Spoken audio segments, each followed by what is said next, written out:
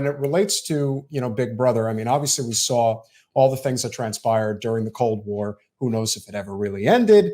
We're seeing a very dangerous situation happening right now. We know that ginning up interest for war is a very profitable approach to foreign policy in the United States. How do you see Big Brother playing a role right now at a time where I think things are in a very, very bad way? It's very tenuous right now. Yeah. I think that this is significantly and a great question from, John, but also Jen, your comments I think are spot on that this is both consequentially and I'm missing a word here, but this is quite different from Iraq and Afghanistan. Iraq and Afghanistan were huge profit opportunities for the military-industrial complex. This war in Ukraine, not so much. You've got the whole world throwing weapons into the region, but even if we were to arm the Ukrainians, it would be a drop in the bucket, and it's not going to last for 20 years and help them all build a brand new mansion, or a new servants' quarters for their existing mansion. I'm not that cynical. I'm not seeing the military-industrial complex, as much as they love every war that comes along. I'm not seeing them driving this train like we saw in 2003. And frankly, in 2002 with Afghanistan. I mean, there was no reason for George Bush to go into Afghanistan. Mullah Omar, who ran the country, offered to arrest Osama bin Laden. He just said, I won't turn him over to America. I'll turn him over to any third country for trial. And Bush said, no, I'd rather have a war, because war presidents get reelected. And, it's like, really? That was, there was clearly a lot of energy for that war coming out of the military-industrial complex, and frankly, coming out of the media. And the media loves wars for the same reason, that they love anything that bleeds. It always leads. I mean, as the old saying goes from media. But I think this is different. I think that, this is not something that we were all planning on. In fact, it appears that it was only in January that the Russians put together their plans to take down Ukraine. And I'm just genuinely horrified by it. I just don't know what his end game is. Like, this is what, regardless of what you think about Putin politically, he's not a moron. He's not stupid. So where is this going? You know what I mean? And us, being that they're not NATO, I mean, I think this is very, NATO driven, but I also think that the only way this is going to end in, some form of a civil conclusion is going to be that all parties, especially Putin, have to save face. It's the only way. But how?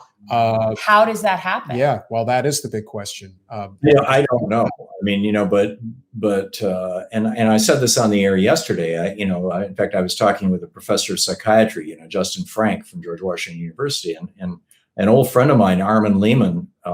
We worked together for 2 decades all over the world, and I knew he was German, but I didn't know his story. And Armin, after we all had retired, as it were, Armin came to me with a manuscript, and he said, I'd like to tell the story of my life. And I read this, and it was like, he was the 16-year-old German soldier who handed Hitler the news the war was over, and who stood outside Hitler's door as he committed suicide.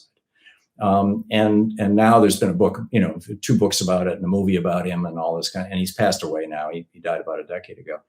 But Armin told me that, Hitler, blamed the German people. He was happy about the destruction of Berlin in his last days. He was like, kill them all. They let me down. And so I asked Dr. Frank, I said, this is like murder-suicide. We had one of these in Oregon just a couple of days ago. A husband, they got into a fight. He killed his wife, and then he killed himself. Well, he did that husband, and for that matter, Hitler, didn't have a button they could push to end all life on Earth.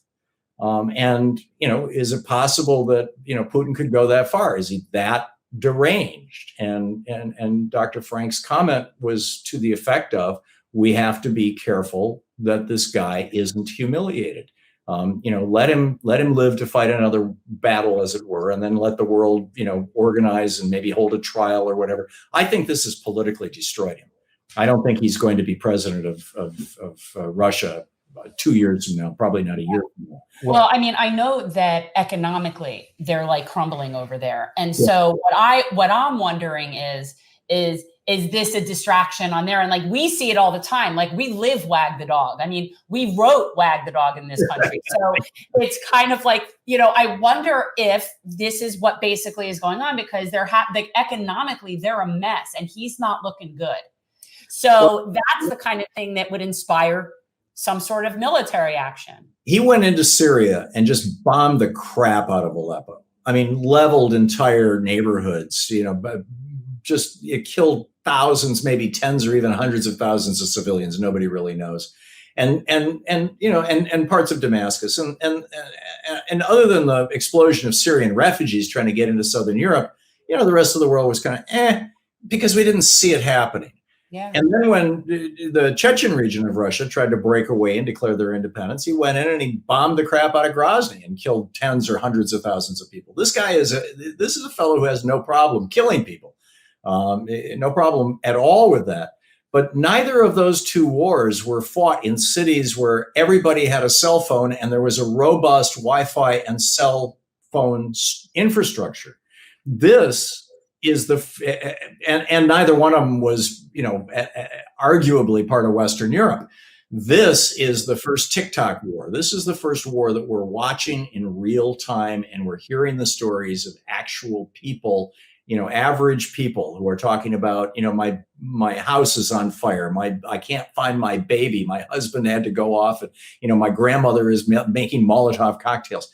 I mean, this is a brand new thing. My rant today over at HartmannReport.com was about how this is a hinge point in history. I think this is going to be like World War II, the Civil War, and the American Revolution. I really think that nothing's going to be the same after this for the United States, for Russia, for democracies around the world, and frankly, for wannabe autocracies. I mean, we even have now, and I thought he was a lost cause. We've got Viktor Orban now on our side.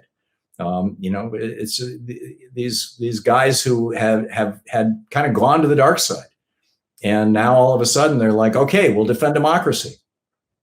We'll see. Thanks for watching. If you want to support our mission to transform politics into service, please like this video, subscribe, follow us on social media, and consider joining our Patreon, where you'll get early access to our interviews as well as other exclusive content. Links are in the description. Peace out.